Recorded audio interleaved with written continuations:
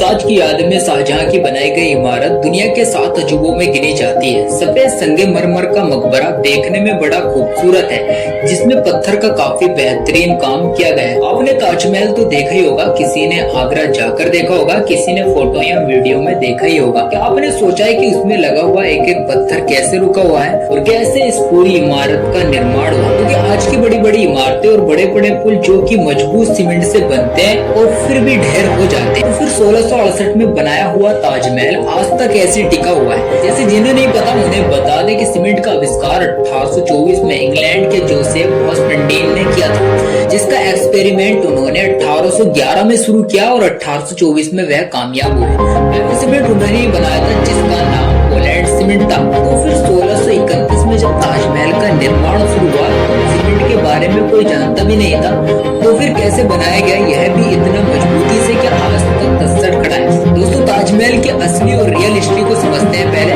शाहजहां और मुमताज क्या थे, उनके असली नाम। शाहजहां का जन्म हुआ था 5 जनवरी 1592 को। उनका असली नाम था खुर्रम। शाहजहां जो नाम दिया गया वह बाद में दिया गया था। उनके फादर थे जहांगीर और मदर थी जगत जोसेन। और मुमताज का जन्म हुआ था 27 अप्रैल 1593 को। मुमताज महल जो नाम दिया गया वह शादी के बाद ही दिया गया। उनका असली नाम था अर्जुमन बानो बेगम। शाहजहां और मुमताज की शादी हुई थी 1612 में। शाहजहां की और भी बीवी थी। शाहजहां के अंदर जो प्यार था वो मुमताज के लिए कहीं ज्यादा था उनकी और बीवी के कंपैरिजन में। बच्चों की पैदाइश के दौरान मुमताज की मौत हो गई थी। ये बात है 17 जून 1631 की। उनकी डेथ के बाद शाहजहां भारी गम में डूब गए थे। कई दिनों तक, हफ्तों तक रोते रहे। कहा जाता है कि 1 साल तक आइसोलेशन में चले गए थे।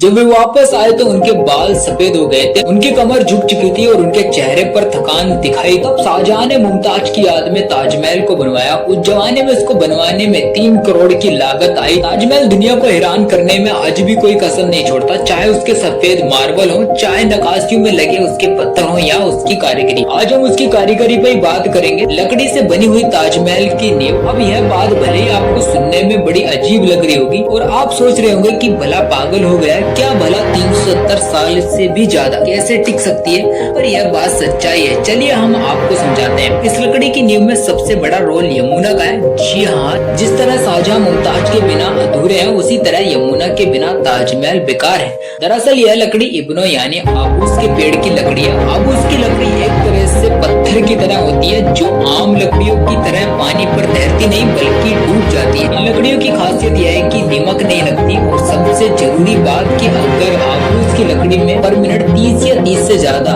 % नमी बने रही तो आबूस की लकड़ी कभी खराब नहीं होती। ताजमहल के केस में भी यही है। नींवें लगी होने के कारण इन लकड़ियों में यमुना के पानी से पर्याप्त मात्रा में नमी पहुंचती रहती है। यही कारण है कि लकड़ियां पत्थर से भी ज्यादा मजबूती से जमी हुई है।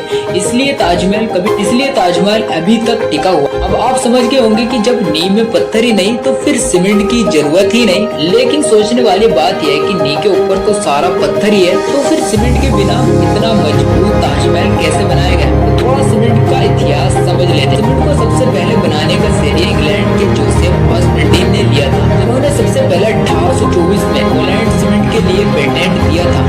सन 1811 में सीमेंट बनाने में लग गए थे और 13 साल की कड़ी मेहनत के बाद 1824 में उन्होंने दुनिया का सबसे पहला सीमेंट बना डाला, जिसका नाम पोलैंड सीमेंट था। और ताजमहल का निर्माण 1631 में शुरू हुआ, यानी करीब 193 साल पहले। तो फिर कैसे चिपकाए गए थे संगमरमर के पत्थर? ताजमहल के निर्माण के लिए एक अलग सा घोल बनाया गया था, जिसका नाम सरूज बताया जाता है। यह घोल चिकनी मिट्टी आदि से बनाया गया था। इसके अलावा इसमें गुड़ दाले, चीनी गोंद आदि मिलाए गए थे। जिसके द्वारा ताजमहल का निर्माण हुआ। उसकी मदद से इतनी मजबूती हो गई कि कई सालों से भूकंप, तूफान, बारिश, धूप, गर्मी, सर्दी का मुकाबला कर रहा है और इतना मजबूत है। दोस्तों, ये थी ताजमहल के निर्माण की रियल हिस्ट्री। अब आप समझ गए होंगे कि बिना सीमेंट के ताजमहल का निर्माण कैसे हुआ। दोस्तों, वीडियो कैसी लगी आपको कमेंट्स में जरूर बताना और अगर चैनल पे नए तो चैनल को सब्सक्राइब जरूर कर लेना है। मिलते हैं आपसे जाना एक और हिस्ट्री की वीडियो में।